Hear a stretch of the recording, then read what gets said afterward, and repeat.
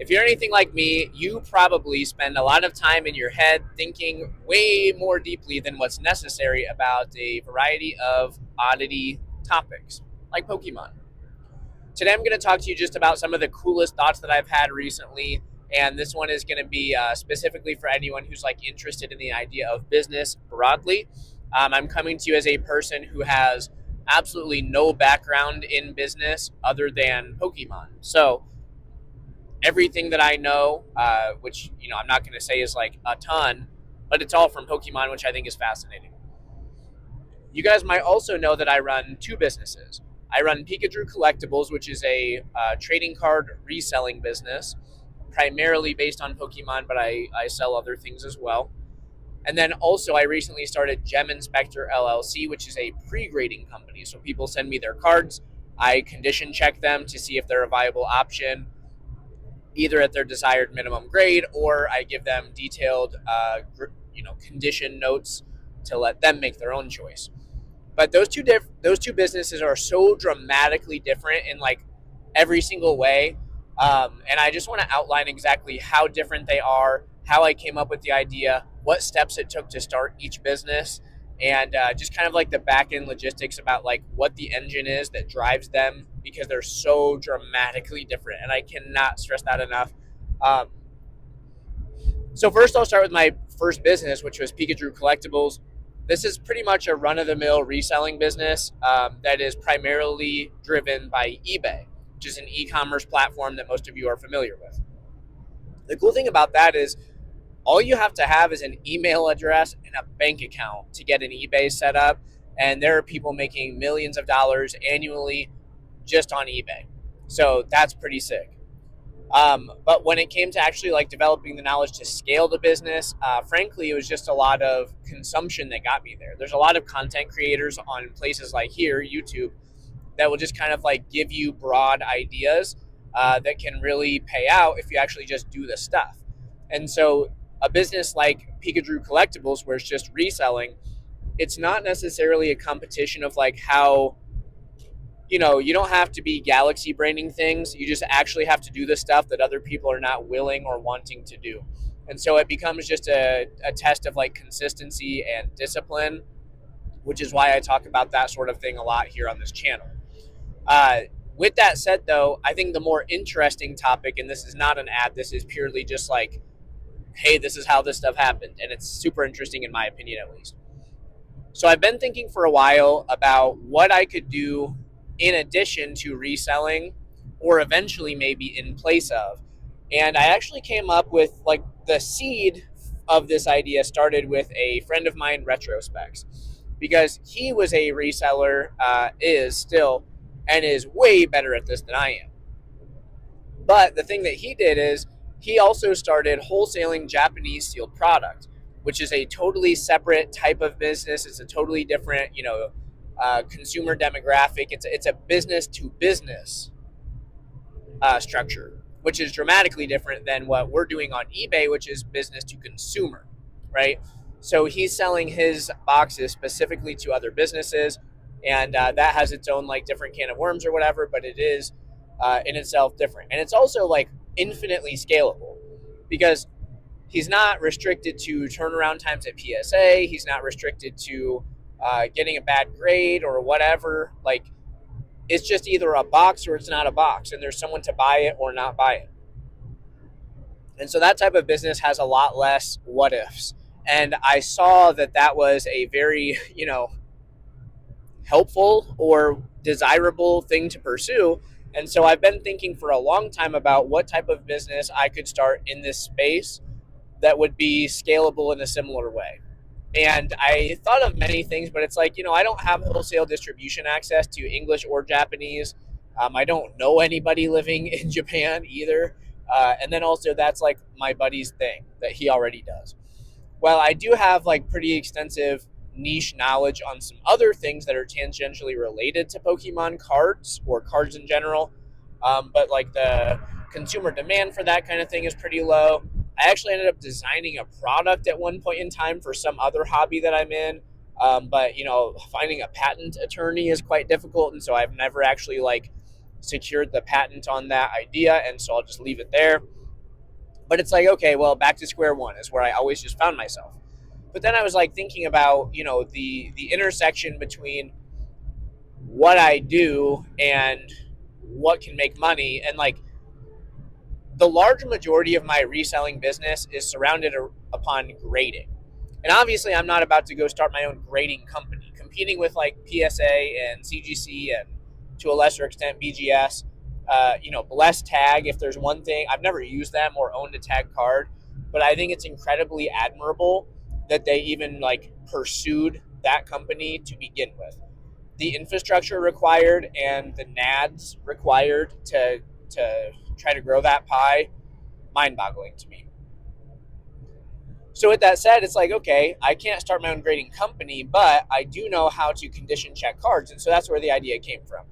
And this idea came about in, I don't know, say November of 2025.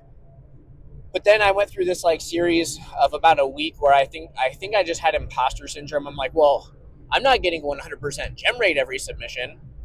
But then it was just kind of like a reality check of like, hey, dude, nobody is. And to some extent, it's like even if you are sending perfectly well-centered cards, perfectly whitening free, you're still probably not going to get a 100% gem rate. I know most people, I shouldn't even say most. I know some people who've gotten a 100% gem rate on submissions before. And if you send one card in and you get a PSA 10, that's not what I'm talking about because I've done that. But it's like if you're sending like a multi-card submission and getting a 100% gem rate, that's an impressive feat. It's uncommon though too. So it's kind of like catching lightning in a bottle.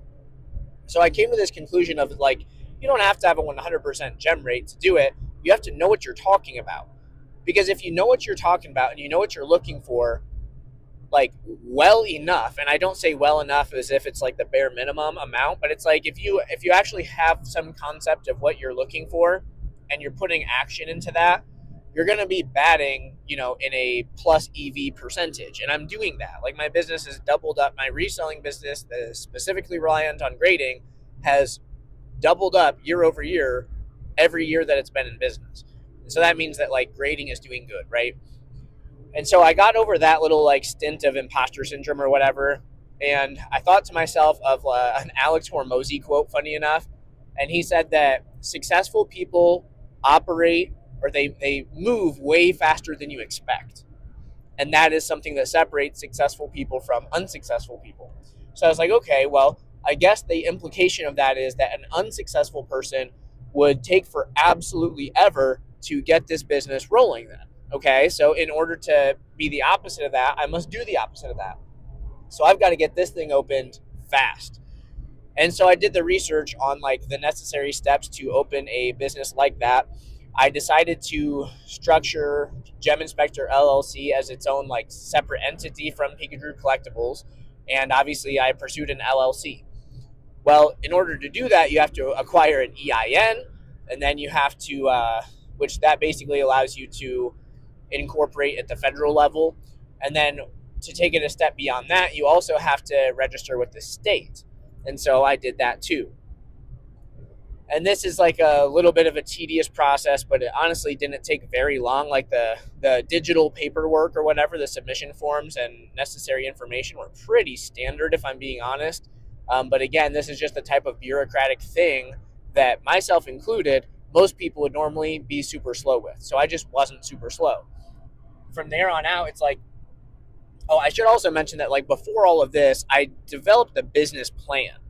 And I tried to develop a business plan where it's like everything that I do results in two things: me making money and me providing my customers a high quality experience.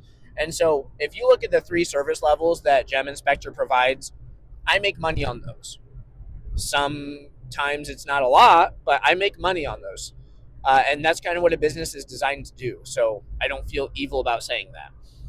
With that said too, though, every single opportunity or service that I provide in my business is an opportunity for my customer to make way more money than I will be making, right? If I weed out just like, let's say you submit 50 cards and they're designed to go to PSA. So you're looking at a $30 bulk submission fee. Well, if I weed out two non-gradable cards that you might have otherwise sent, you just paid for the entire submission with me and then some. So by design, it's like I'm creating win-win situations. And it did take me like a week or two to fully flesh that out and reach out to like Dan Ketchumall Collectibles, who I'm facilitating my Fanatics offer through. No secret there. It's just that's what it is. But yeah, so that took a week as well. And then I just took the action. So I got my EIN, got incorporated with the federal government, and then I got registered at the state level as well. And from there, it was just like clerical things. Like I had to get a logo. I had to hire somebody to develop my website because I am, shocker, not a web designer. And then I also had to get like all my banking stuff set up. So I had to get like a business bank account for this new business. And so those are like the big things. And developing the website, like I think my web designer did an absolutely amazing job. There might be some things that we have to tweak or whatever, but it's like it's stellar. It's way better than I expected. And I compensated him well, I think, because of that. And so once I got the website paid for and it was designed and we like worked out all the details, this was like a 3 or 4 week process. And then all the banking stuff was pretty seamless. Getting the checkout, like back end stuff set up on the website took another week or so. And all that stuff is just out of my control, right? Like there's nothing I can do about that. And then also while the bank was setting my actual accounts up and stuff, that took more time than I expected it to. But again, that's uncontrollables. And so it just is what it is. And so from me actually beginning the pursuit of this business, say by early December, like by the time I got over like the whole imposter syndrome thing, like from early December, we launched in February of 2026. So rolling out the entire business took December, January, and then like a week or two of February.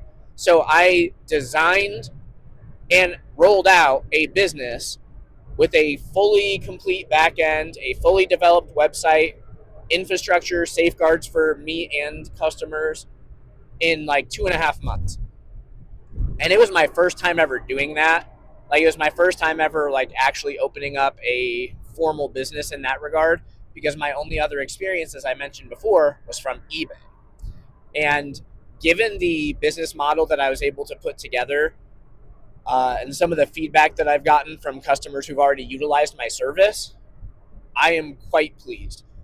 Do I think that my business is perfect currently? No. Are there things that I can improve for my own sake and for the sake of the customer's experience? Yes.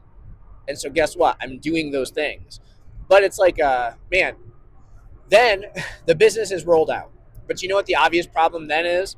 Getting customers. Because on eBay, everyone is always like harping on eBay, and I think the nickname is FeeBay because they charge frictional fees, final value fees. But it's like, folks, they do that because there's there might be tens of millions of users on eBay, wouldn't you figure, without having any statistics available in front of me? I'd estimate tens of millions of users on eBay. They are funneling all that traffic to your cards with their algorithm for you on your behalf. If we look at a business like GemInspector, I have no algorithm funneling people to my website. I have word of mouth and paid advertisements. And so the interesting thing there is like marketing is the number one necessary tool in order to grow GemInspector. And it is frankly a thing that I have absolutely zero experience with. I am figuring this out on the fly. As you see like advertisements or hear shout outs or plugs, that's me learning this, folks. I have absolutely zero knowledge in marketing at all. So I'm figuring this out on my feet. Like, you don't have to wait around to get the knowledge. Every step of the way with GemInspector, I've just been figuring it out and putting it together. And that's something that has been both very entertaining. Yeah, I mean, I guess just entertaining. I'll leave it there. It's been a little bit stressful, but not actually that bad. Like, it's nothing I can't manage at all. I feel very happy and fortunate that things have worked out the way that they have so far. But it's like, the point of me illustrating that is, you don't have to sit on the sidelines and just wait for the perfect situation. Like, the old adage is the best time to plant an apple tree was like 20 years ago. The second best time is today. The same thing is true with starting up a business and like just getting all this stuff rolling out. It's like there's never going to be some perfect situation where you're completely insulated from any risk or downside or you know, failure opportunity, which is risk, I guess, also. But that situation's never going to arise. And so if you're interested in doing the thing, I'm not telling you that you're going to be prosperous and successful. I'm not telling you that I am prosperous and successful at this time, but I'm just saying like there's never going to be perfect working conditions, and so you just have to create the conditions and then make them work. And from my experience, that's just kind of what's up. And so yeah, the marketing thing is interesting because if I have nobody clicking on my website, I'm getting no customers. But the interesting thing is the more people that interface with my service, in addition to like paid advertisements, like I have paid to have shout outs on podcasts and stuff like that. I've had a couple people like Dan Ketchum Collectibles has just like given me a friendly shout out because he is like a hobby buddy or like someone that I look up to in the space. And so I'm very grateful for that.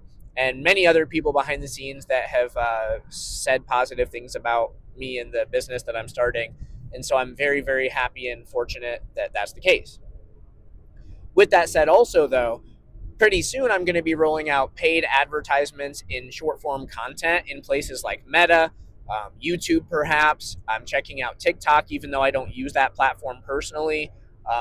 So those are also things to consider because it's like I made a video on why Gem Inspector can save you thousands of dollars on this YouTube channel last weekend. And it got like, I think at the time of me recording this is close to like 100 views. Okay. Well, if you look at like a 1% conversion rate, if I get a 100 views, that would convert to like one transaction. And I think I did that, by the way.